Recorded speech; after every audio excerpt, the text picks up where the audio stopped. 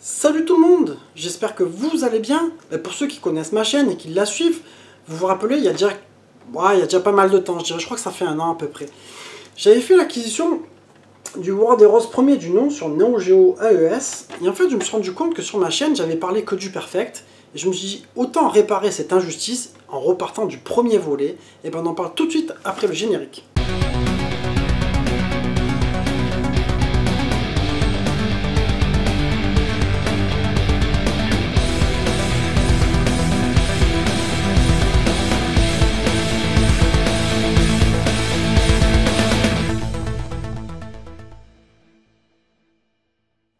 Alors, War Heroes avait été développé par un studio indépendant de SNK qui s'appelait ADK, et je crois qu'ils ont fermé autour de l'année 2000. C'était pas un très gros studio, tu vois, mais ils ont fait quelques titres. Et là, ils nous ont pondu War Heroes en 92 sur système MVS, c'est-à-dire le système de la borne d'arcade de la Neo Geo, et la même année, ils ont sorti la version AES. Et là, il y en a qui ont dû tiquer, j'ai dit 92, oui, c'est la même année que la sortie de Street Fighter 2, mais on va en parler un petit peu plus tard. Ensuite, tu as eu droit à un portage sur la Neo Geo CD qui est sorti en 95. D'ailleurs, je crois qu'il est un peu rare celui-là, tu le trouves pas souvent. Tu trouves toujours le 2, le 2 Jet, etc. mais pas le premier du nom, tu vois. Et il a eu droit à un portage aussi sur Mega Drive, sur Super Famicom, Super Nintendo, Saturn et PS2. Alors moi, c'est justement au travers du portage Super Famicom que j'ai connu ce jeu-là. Donc je te dirais que il n'était pas de ouf, mais pour une Super Nintendo, il était pas si mal. Après, il faut bien différencier la chose. C'est-à-dire que la Neo Geo, c'est une console, c'est comme une borne d'arcade un peu à la maison, avec un système et un concept complètement différent, tu vois. C'est-à-dire que dans la Neo Geo, si tu veux, la Neo Geo, c'est un peu comme si c'était une interface, cette console-là, mais tout est dans la cartouche. C'est-à-dire que la cartouche, elle embarque le jeu, la RAM, etc. Ce qui fait que tu peux avoir des jeux vachement puissants, alors que les consoles comme la Mega Drive, la Super Nintendo étaient limitées justement par leur cartouche en fait. Tu pouvais pas, tu vois par exemple, sur la version Neo Geo, tu as 82 megs et c'est les premiers jeux en plus, hein, c'est les premières années. Alors que les cartouches Super Nintendo, je crois qu'elles pouvaient monter maximum à 32 megs. Donc tu vois, il fallait forcément faire un peu de sacrifices. Donc je te dirais que par contre, si tu veux découvrir le portage de la Super Famicom, enfin de la Super Nintendo, prends-le justement en Super Famicom pour avoir le 60 Hz. Mais sinon, je te dirais, passe directement au War Heroes 2 sur Super Famicom, le portage est plutôt pas mal du tout, il est bien réussi. Donc ça, c'était un peu pour parler de mon expérience. Moi, je me rappelle qu'à l'époque, voilà, j'avais connu ce jeu-là, et quand tu le voyais en 50 Hz, par contre, il souffrait trop, c'était trop lent, tu vois. Alors, tout à l'heure, je vous ai dit, oui, il est sorti en 92, la même année que Street Fighter 2. Alors, je sais pas si c'est les journalistes de l'époque qui ont fait courir ce truc-là, cette espèce de comparaison. Beaucoup ont considéré en fait le War Heroes comme la réponse de SNK face à Street Fighter 2. Moi je trouve que War Heroes n'a rien à voir avec Street Fighter 2. Pour moi c'est juste le seul point commun qu'ils ont, c'est que c'est un jeu de combat 2D, mais l'univers et tout ça pour moi il est vraiment différent. Alors justement on va parler un petit peu de cet univers là de War Heroes. C'est qu'à la base l'histoire c'est Dr Brown, tu vois, qui invente une machine à voyager dans le temps. Et là tu vas me dire mais... c'est Matt Brown de Retour vers le futur. Non, non, ils ont pris une Namnon et un mec avec des cheveux gris, mais moins sympa que l'acteur Christopher Lloyd de Retour vers le futur. Et donc il invente une machine à voyager dans le temps pour aller trouver les meilleurs combattants de chaque époque en fait. Tu vois, donc ça c'était une bonne idée, un bon concept. Hein. Tu vas te retrouver avec un Bruce Lee, mais tu vas te retrouver avec Charlotte qui te fait penser un peu à Jeanne d'Arc. Tu vas te retrouver avec, qu'est-ce qu'il y a aussi avec Rasputin, le magicien, etc. Donc un concept très intéressant. Je rappelle aussi que dans ce jeu-là, il y a eu un concept que tu retrouves dans peu de jeux de combat, c'est qu'ils ont mis un système aussi de deathmatch. C'est-à-dire qu'en fait, au lieu d'avoir deux vies séparées, c'est-à-dire chacun sa vie au niveau du perso, tu as une barre commune en bas, et plus tu le frappes, plus la barre elle va progresser, et quand tu arrives au bout, bah, tu gagnes le match. Du coup, c'est ce qui fait que le match va être beaucoup plus long qu'un match classique. Ça, c'était une bonne innovation.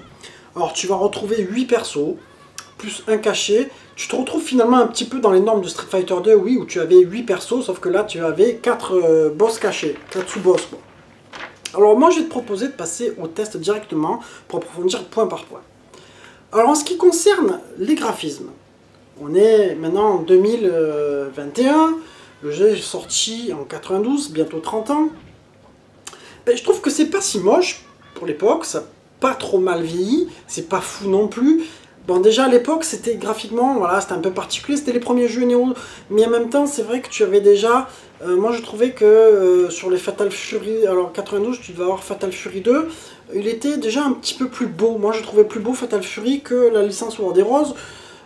Bon, après, voilà, c'est une question de goût aussi, mais je dirais que ça n'a pas si mal vieilli, c'est pas fou, c'est pas moche. Donc je dirais que ça mérite un 14 sur 20, vous me direz si vous êtes d'accord avec cette note.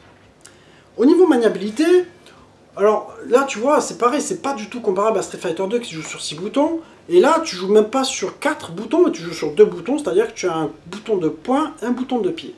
C'est un délire un petit peu, c'est pas un jeu très technique, c'est-à-dire que même tu peux jouer avec des collègues qui sont pas forcément forts, tu vois, dans le versus fighting, et ils vont vite se régaler, ils vont vite sortir des coups. Ouais, il y a quelques coups où c'est un petit peu raide, bon, après c'est un peu comme les premiers jeux Neo, comme le premier Fatal Fury, etc. Mais sinon, je te dirais que niveau maniabilité, ça vaut bien un 15 sur 20. Au niveau animation, tu as peu de ralentissement, il me semble que c'est plutôt pas mal fluide. Par contre, ça manque un peu de frame, c'est-à-dire que tu vois, quand ton perso fait un coup de poing, ça manque d'une progression, en fait, d'avoir plusieurs frames d'animation, c'est-à-dire que tu fais un peu le point ou pas, tu vois, c'est un peu ce truc-là qui est un petit peu dommage, et c'est justement, pour moi, c'est pour ça que j'ai toujours considéré les War des Roses un peu comme des sous-jeux par rapport au Fatal Fury, par rapport au Street Fighter 2, etc., parce que je trouvais que c'était un petit peu comme un plus bas de gamme, alors qu'en fait, ils ont quand même leur griffe, tu vois, c'est juste, ils ont leur charme, donc après, voilà, ça reste plutôt pas mal. J'ai pas vu de trucs sinon trop pourris sur l'animation, hein. Il y a des jeux bien pires que ça, donc je dirais que ça mérite un 14 sur 20, vous me direz ce que vous en pensez, vous aussi.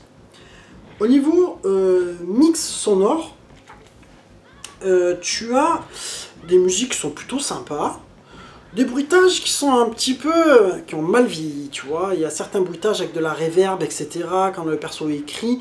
Ouais, mais en même temps, ça fait un peu son charme comme les anciens films, tu vois. Des fois, tu regardes des films qui ont 30 ou 40 ans, les films en noir et blanc, etc., qui ont leur bruitage un peu de l'époque, ou le micro qui sature, tu vois. Donc, du coup, pour moi, c'est pas super gênant parce que ça marque une époque, en fait.